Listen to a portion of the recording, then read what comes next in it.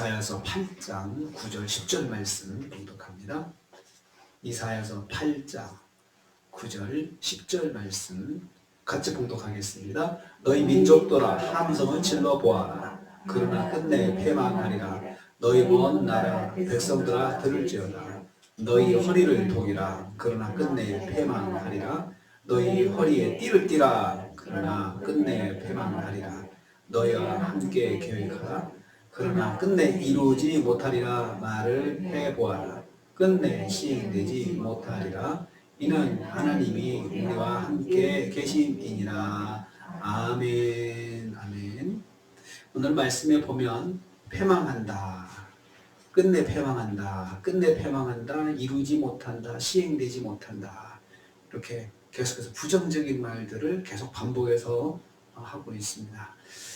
누가 이 말을 들어야 되느냐 하면은요, 이스라엘을 유다를 공격하는 바벨론이나 이방 민족들에게 하시는 말씀입니다. 그래서 오늘 말씀은 여호와께서 선민 유다를 넘보는 이방 민족들을 패망하게 하실 것이다 라고 선포하시는 것을 내용으로 하고 있습니다. 하나님께서 이방 민족들을 이스라엘과 유다를 징계하는 방망이로 쓰시거든요. 방망이로 쓰시는데 그 방망이로 사용하시는 그 이방 민족들도 결국은 하나님께서 심판하신다. 그걸 지금 말씀하고 있습니다. 여호와께서 바벨론도 심판하실 것입니다. 9절 전반부에 있는 말씀이 너희 민족들아, 이 속에 이방 민족들인데 바벨론이 포함되어 있습니다. 하나님께서 8절에서 심판 중이라도 여호와께서 유다와 함께 하신다는 말씀하셨습니다.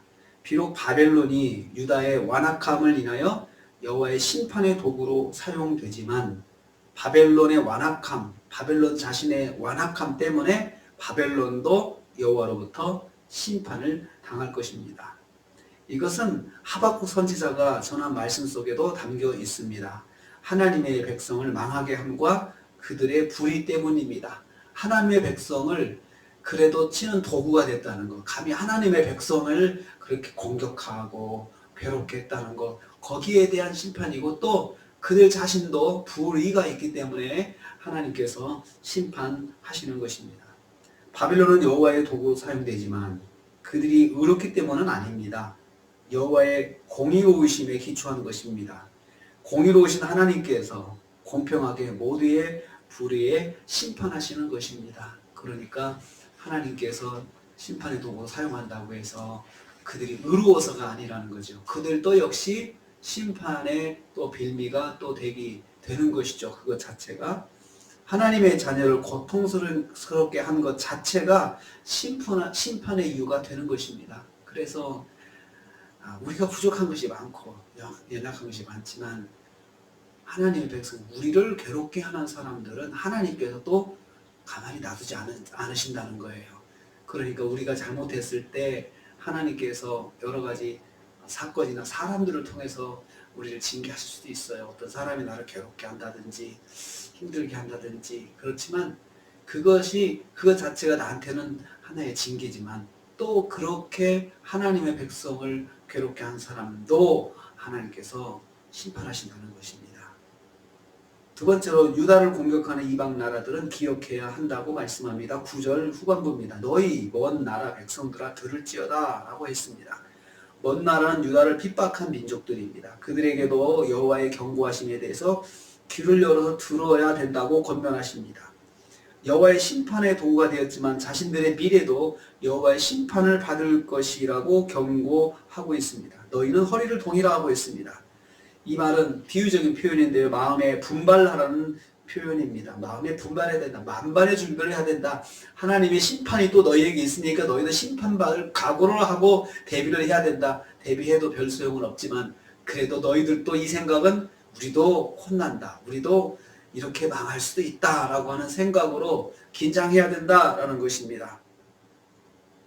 그들도 유다처럼 공격을 당할 것이니 대비하여 유다를 공격하라는 말입니다. 너희들도 또 역으로 또 다른 민족한테 공격을 당해서 망할 수 있어. 그러니까 너희들도 대비하면서 해야 돼. 그러나 그래도 그들은 패망을 피할 수 없을 것입니다. 그래도 끝내 패망하리라 하리라고 했습니다. 너희들도 이처럼 너희들이 유다를 공격해서 나중에는 유다를 멸망시키겠지만 너희들도 이처럼 유다처럼 멸망하게 될 거다.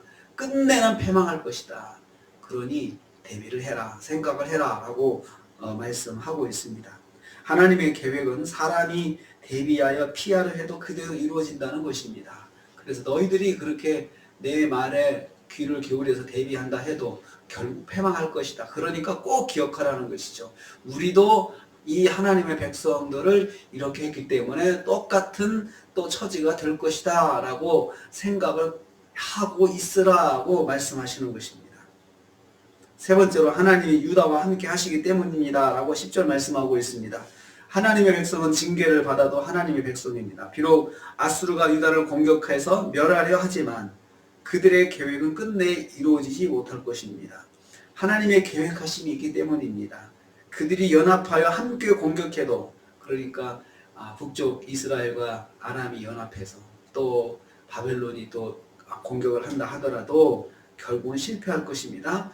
그렇지만 최종적으로는 유다가 이제 바벨론에서 멸망당할 것이지만 현재적인 상황에서는 이스라엘과 아람의 공격은 실패한다는 것입니다.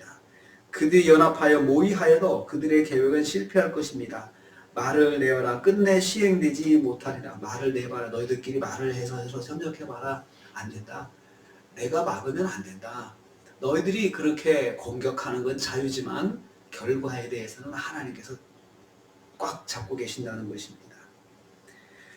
왜냐하면 여호와께서 유다와 함께 하시기 때문입니다. 비록 불순종으로 심판을 받아도 유다는 하나님이 함께 하시는 자녀요 하나님의 백성이라는 사실을 꼭 기억해야 된다는 것입니다. 하나님의 백성은 심판을 받아도 하나님의 백성의 품격이 남아있는 것입니다. 그래서 심판을 받아도 하나님께서 하나님의 관리 속에 두는 것이죠. 하나님께서 완전히 그냥 내팽개치시고 그냥 놔두시는 건 아니라는 거죠. 그래서 하나님께서 그래도 유다와 함께 하신다. 그래도 유다는 하나님의 자녀로서 함께 하신다라고 말씀하고 있습니다. 우리는 한번 하나님의 백성은 끝까지 하나님의 백성입니다. 맞아도 하나님의 백성이에요. 징계를 받아도 하나님의 백성이에요. 내 자식은 내가 때려도 내가 마음 아프면서 내가 때리는 것이지 남한테 그냥 방치하지는 않으신다는 것입니다. 그것이 하나님의 사랑입니다. 하나님의 햇살입니다. 하나님의 자비입니다. 그래서 하나님의 백성들은 하나님께서 징계하셔도 마음이 아프시고 또 바라시는 건 뭐겠습니까? 돌아와서 정신 차리고 믿음 안에 사는 걸 하나님께서 바라시는 것이지 그렇게 해서 그냥 망해버리라, 멸망해버리라 그렇게 방치하시려고 하시는 것은 절대 아니라는 것을 선지자를 통해서 이스라엘 백성들에게, 유다 백성들에게 계속해서 말씀하고 있습니다. 그러니까 말씀을 듣는 중에 참 그냥 옷을 찢고 죄를 머리에 뒤집어 쓰고 살려달라고 잘못했습니다. 그렇게 돌아서면 얼마나 좋을까요? 안 돌아서요.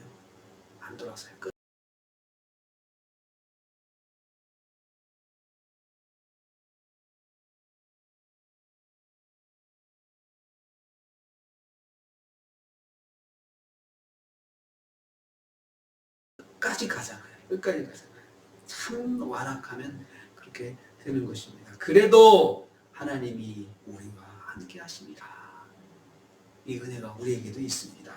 하나님이 함께 하시는데 순종하며 말씀대로 살면 얼마나 더 하나님의 함께 하심이 복될까요? 맞으면서도 하나님 함께하는 은혜가 있다고 하는데, 그래서 우리 이 말씀을 깨닫습니다. 함께하는 하나님의 은혜를 잘 누리기 위해서 내가 순종하며 말씀대로 살아야 되겠구나 라는 생각을 하게 됩니다. 이 은혜가 오늘 하루도 하나님이 함께 하신 은혜가 순종하는 가운데 누림이 되시기를 주님의 이름으로 축복합니다. 주님 감사합니다.